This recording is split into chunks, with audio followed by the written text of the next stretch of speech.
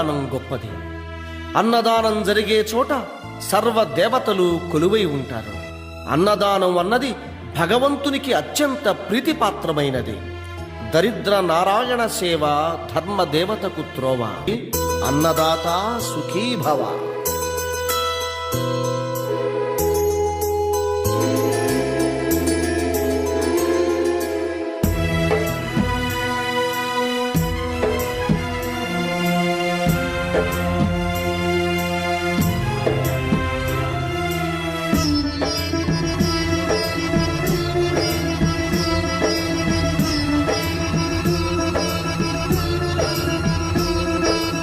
అన్నదానం అన్నదానం అన్నదానం అన్నదానం ఈహానికి పరానికి హితానికి ప్రియానికి